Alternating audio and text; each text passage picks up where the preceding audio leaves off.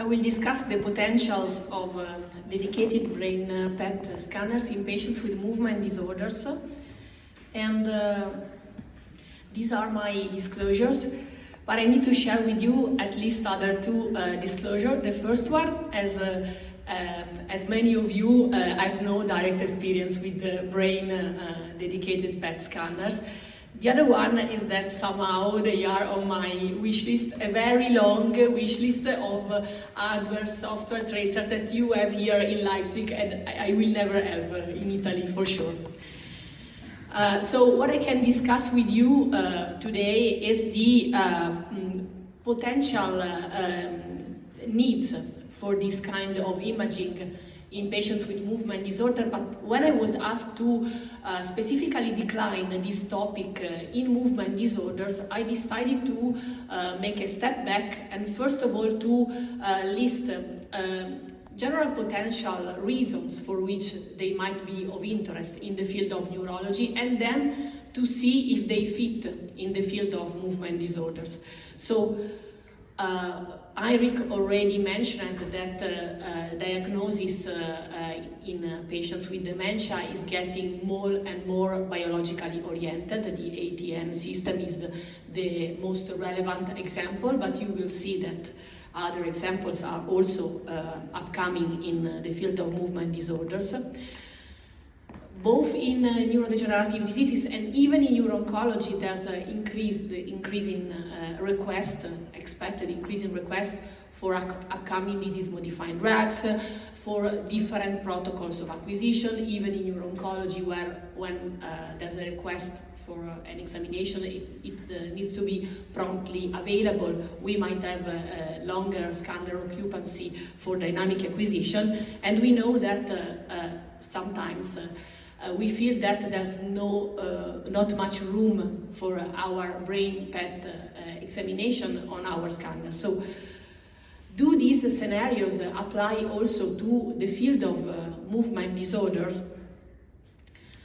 It's easy for me to generalize the first concept, the lack of room for our brain PET imaging on scanners. It is just probably the most recent example on PubMed. This is a study from Japan showing the increase in terms of FDG PET examination from the 80s to 2022. There's an exponential increase, but the number of brain study is it's really smaller, and this is an exponential increase basically corresponding to an increase in whole body PET imaging for oncology. So you might argue that probably brain PET studies are also less frequently requested, which is certainly true, but one point that I would like to stress since now, and I will come back to it in a moment, is that regardless of reimbursement issues, when there's a request for a tool and this is not quite readily available, then is less and less requested. So we need to be available, we need our tools to be available as we believe they are of benefit for patients if we want them to be used. Then, moving to the other topics that I've listed, I will discuss all of them during my presentation, but if we have a look quickly to these points, to this issue, I think that many of you will agree with me that in general we might have the feeling that they might be applicable also to movement disorders. However, there's a huge elephant in the room when we discuss about requests for molecular imaging, biomarkers, and movement disorder, because probably the most frequently used tools in movement disorders is not a PET tool, is that SPECT. I believe everyone will agree. So my aim in the next 10 minutes will be to discuss with you is this potential increase in request for scans for patients with Parkinsonism, most of all, and in general with movement disorders, really applies to PET or not.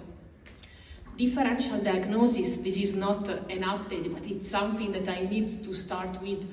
In the last 10 years, we have been well aware that the capability of FDG PET to capture different pattern of different topographical pattern of neurodegeneration, it's very relevant for the differential diagnosis of Parkinsonian syndrome, of neurodegenerative Parkinsonian syndrome.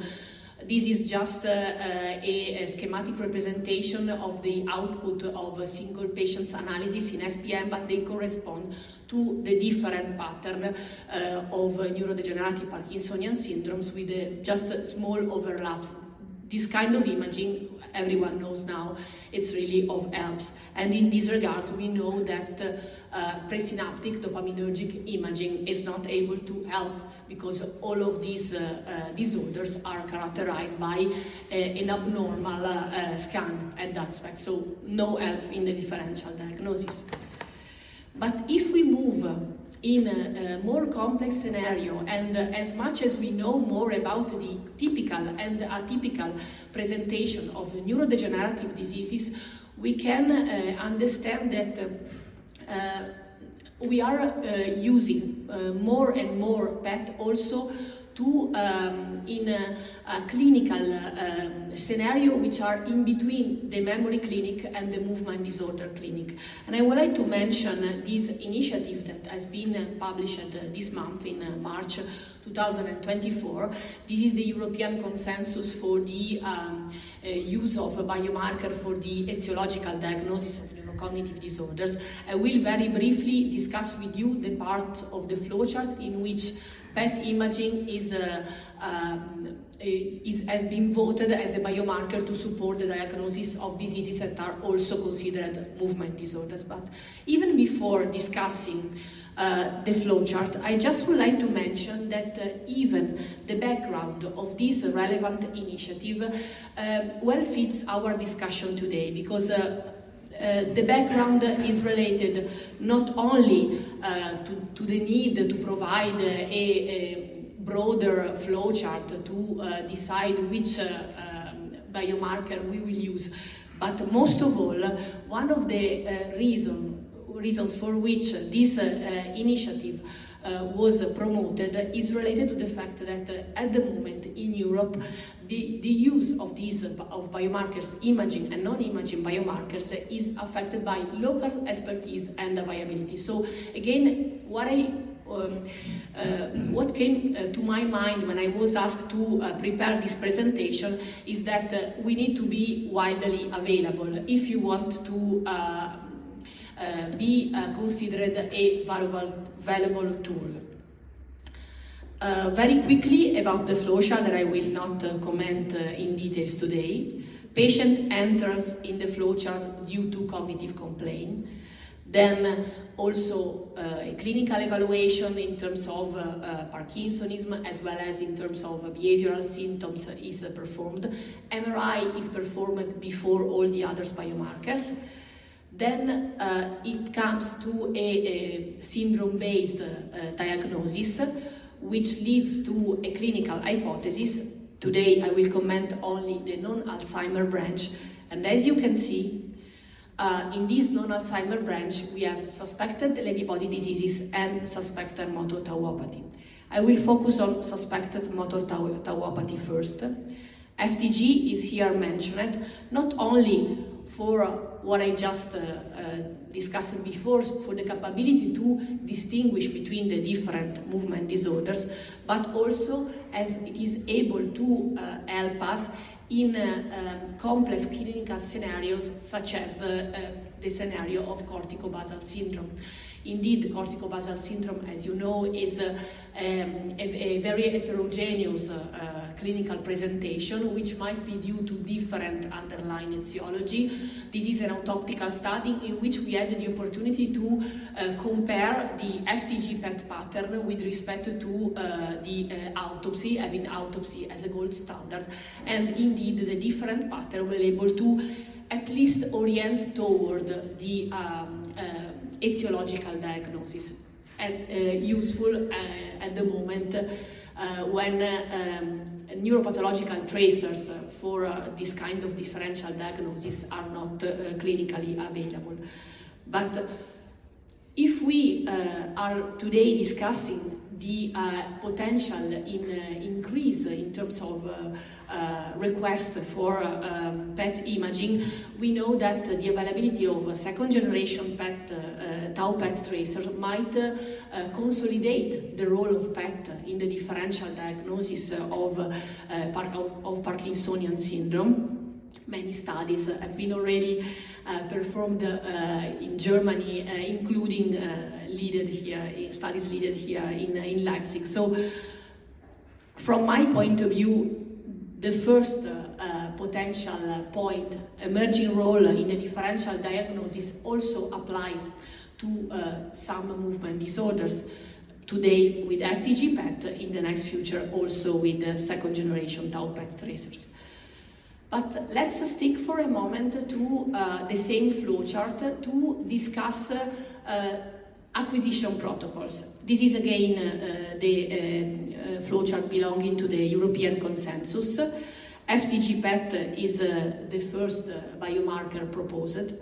But then, if you have a look here, after FDG PET, regardless of the results, typical or atypical pattern for corticobasal degeneration, still there's another biomarker proposed, CSF. Why?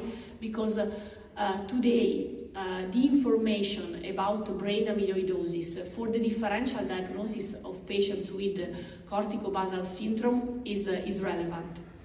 It's relevant for the differential diagnosis with respect to CBS due to Alzheimer's disease, which in the next future might be relevant also for treatment.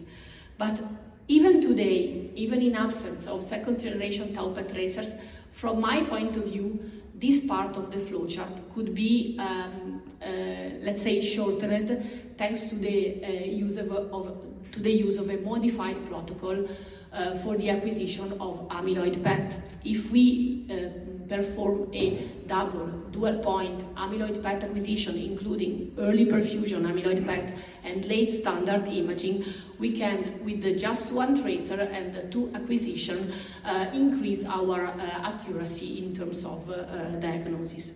And speaking about modified protocols, thanks to IRIC, I can show you that, and you probably already know, tau PET tracers also are associated with the possibility to provide information about early perfusion as a surrogate for FDG PET. So, if we move to the second point, a modified acquisition protocols in terms of dual point acquisition might also apply to patients with movement disorders, which might represent a longer scanner occupancy, not that much. We can do it also with our normal scanner, but still, coming back to the question that we just received, these kind of patients, we need to accommodate, we need to make them comfortable on the scanner, and sometimes we feel we don't have so much time to find the best positioning for them, given the high workflow that we have in the general scanner that we use for the workflow of oncological and brain patients.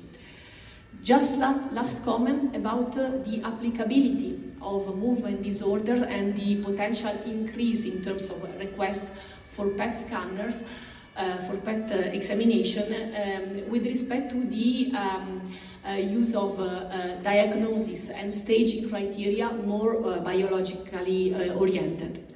Last month, in February 2024, two papers have been published on Lancet Neurology. One of them, they are quite similar with some relevant differences.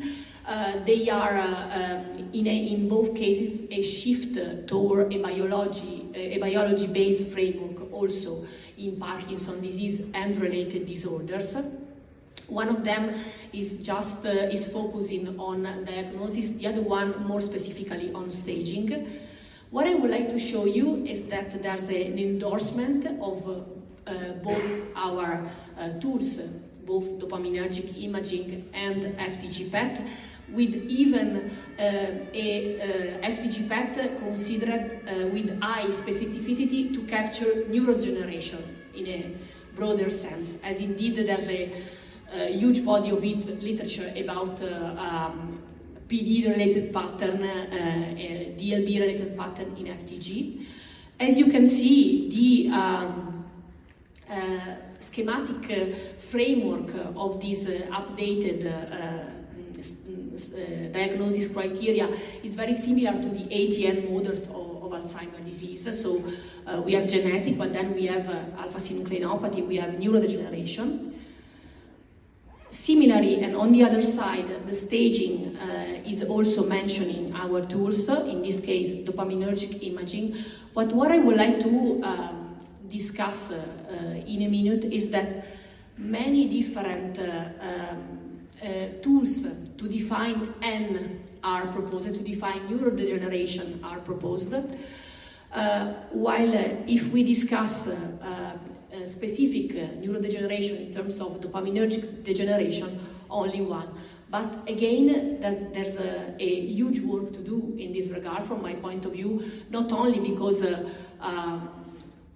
definition for D+, specifically in terms of cutoff, was not was not defined in this new criteria, but most of all, as a different way to define D+ will be at some point available for also for nuclear medicine.